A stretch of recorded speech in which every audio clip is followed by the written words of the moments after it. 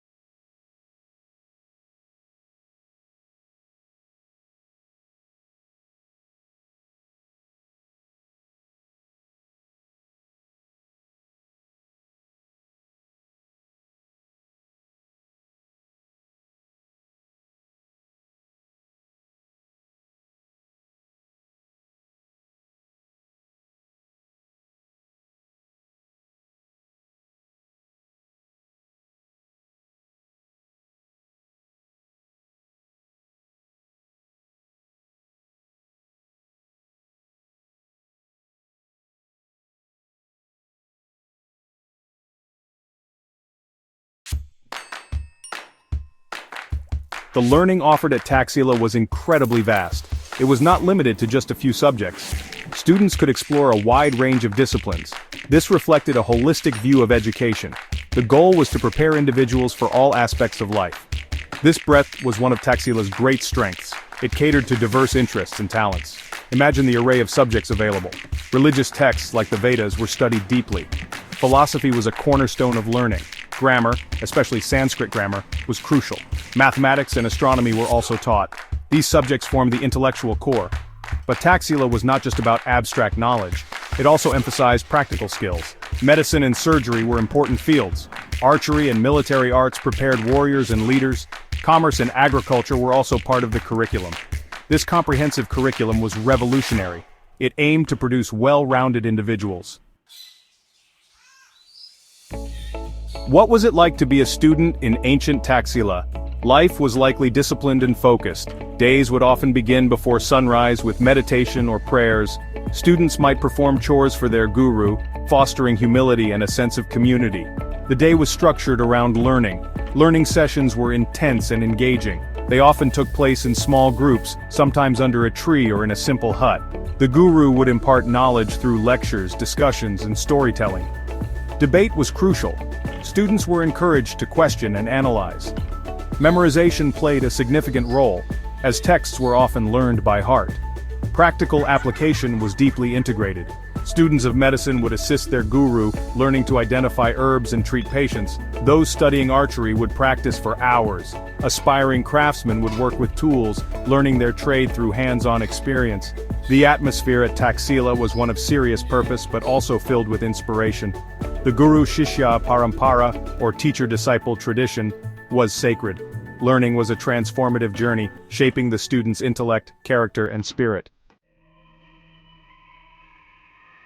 Taxila's geographical position was no accident. It sat at a vital crossroads of ancient cultures. Gandhara, its home region, was a melting pot. Influences from Persia to the west were strong. India's vast cultural heartland lay to the east, and Central Asian routes passed nearby. This strategic location made Taxila a natural hub for the exchange of ideas. Different philosophies and traditions met here, creating a vibrant intellectual ecosystem. Buddhism played a significant role in this exchange.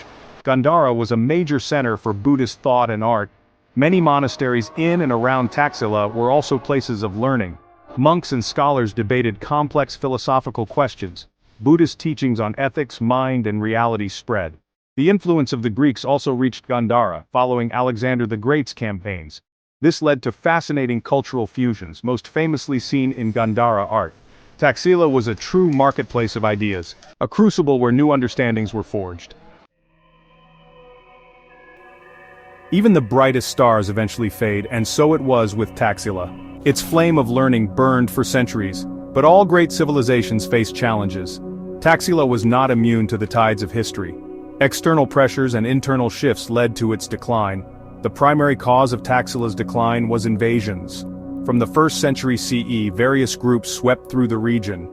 The Kushans brought change, and later the White Huns ravaged Gandhara. Monasteries were destroyed, and learning centers were pillaged. This period of turmoil disrupted scholarly life. For many centuries, Taxila was largely forgotten. Its magnificent structures crumbled, its libraries and schools vanished. The once bustling city became mounds of earth. In the 19th century, archaeologists started to explore the region. Sir Alexander Cunningham identified the ruins near modern Rawalpindi as Ancient Taxila. Excavations began, revealing the city's lost grandeur. This rediscovery was a monumental event. It brought Taxila back into the light of history. Taxila holds a special place in human history. It was a true pioneer in the world of learning. Long before universities as we know them existed, Taxila functioned as a center for advanced study. It championed the idea of a dedicated place where knowledge could be pursued and shared. This concept was revolutionary for its time. It laid a foundation for future educational institutions. The influence of Taxila did not die with its decline. Scholars who studied there carried its teachings far and wide. They returned to their homelands enriched with new knowledge. What can we learn from Taxila today? Its story offers timeless lessons. It reminds us to value diverse forms of knowledge. It highlights the importance of dedicated teachers. Taxila shows the power of intellectual exchange.